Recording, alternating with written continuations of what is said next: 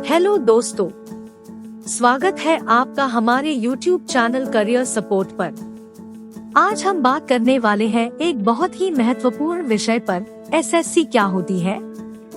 अब शायद आपको एसएससी के बारे में थोड़ा सा ज्ञान हो या फिर बिल्कुल भी नहीं हो, इसलिए इस वीडियो में हम पूरी तफसील से समझाने वाले हैं एसएससी स्टाफ सिलेक्शन कमीशन क्या होती है और कैसे काम करती है। तो चलिए शुरू करते हैं। स्टेप 1, सबसे पहले हम एसएससी के बारे में थोड़ा सा जान लेते हैं। एसएससी एक भारतीय सरकारी संस्था है जो देश के अलग अलग मंत्रालयों, विभागों और सरकारी क्षेत्रों में भर्तियों का आयोजन करती है। इसका मुख्य उद्देश्य है सरकारी नौकरियों में व्यक्तियों की भर्ती करना और संविदा परिचालन करना। ये एक ऐसे प्लेटफॉर्म है जहां पर आप अपने सरकारी नौकरी के सपने को पूरा कर सकते हैं। अब बात करते हैं एसएससी में टोटल कितनी पोस्ट्स होती है। दोस्तों, एसएससी के द्वारा भारतीय निकाली जाने वाली पोस्ट्स की संख्या हर साल बदलती रहती है। ये संख्या अलग अलग फैक्टर्स पर डिपेंड करती है, जैसे कि सरकार की आवश्यकता, वैकेंसीज और विभाग के डिमांड्स। एसएससी के माध्यम से आपको अलग अलग पद जैसे LDC, lower division clerk, DO, data entry operator, multitasking staff, MTS, stenographer, junior engineer, constable, SI, sub inspector और भी कई पोस्ट्स मिलते हैं। हर साल एसएससी अपने ऑफिशियल नोटिफिकेशन के जरिए वैकेंसीज की जानकारी देती है। इसलिए अगर आप एसएससी में टोटल पोस्ट्स के बारे में जानकारी चाहते हैं, तो हम आपको ये सलाह देंगे कि आप एसएससी के ऑफिशियल वेबसाइट या एसएससी की ऑफिशियल नोटिफिकेशंस पर नजर रखें। वहां पर आपको सबसे एक्यूरेट और अपडेटेड इंफॉर्मेशन मिल जाएगी।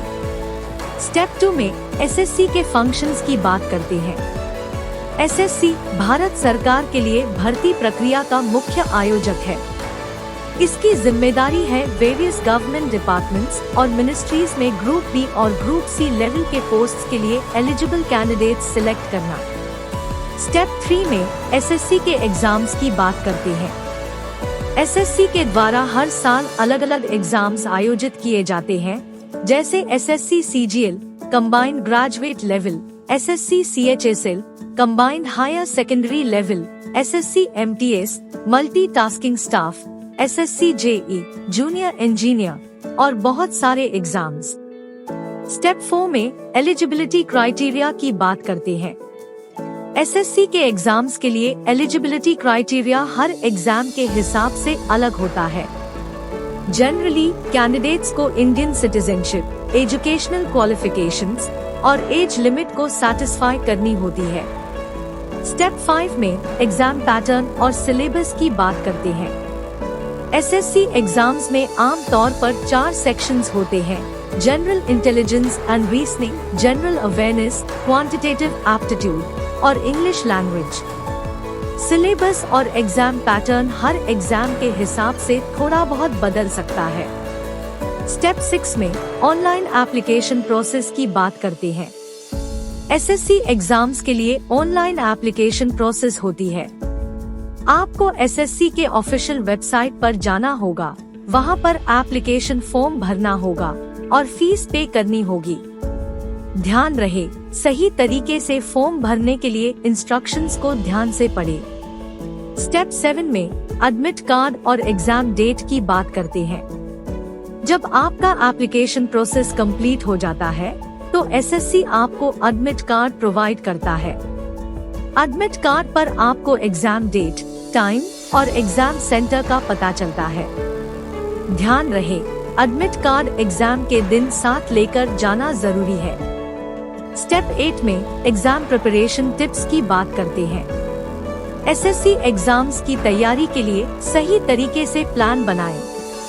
Previous years question papers solve करें, रेफरेंस बुक्स और स्टडी मटेरियल्स का इस्तेमाल करें और रेगुलर प्रैक्टिस करें। टाइम मैनेजमेंट और सेल्फ डिसिप्लिन भी बहुत जरूरी है। स्टेप 9 में एग्जाम डे टिप्स की बात करते हैं।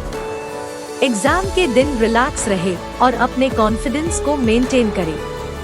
एग्जाम सेंटर पर समय पर पहुंचने की कोशिश करें और सारे जरूरी डॉक्यूमेंट्स जैसे एडमिट कार्ड, आईडी प्रूफ और फोटोग्राफ्स साथ लेकर जाएं। एग्जाम हॉल में इंस्ट्रक्शंस को ध्यान से पढ़ें और टाइम को मैनेज करें। स्टेप 10 में रिजल्ट और फर्दर प्रोसेस की बात करते हैं। एसएससी एग्जाम्स के रिजल्ट्स जनरली ऑनलाइन डिक्लेयर किए जाते हैं। जब आपका रिजल्ट आता है तो आप फर्दर सिलेक्शन प्रोसेस के लिए क्वालिफाई करने की उम्मीद रखते हैं। इसमें इंटरव्यू, स्किल टेस्ट और डॉक्यूमेंट वेरिफिकेशन शामिल हो सकते हैं। और अंत में एसएससी स्टाफ सिलेक्शन कमीशन की सैलरी के बारे में बात करेंगे। चलिए शुरू करते हैं।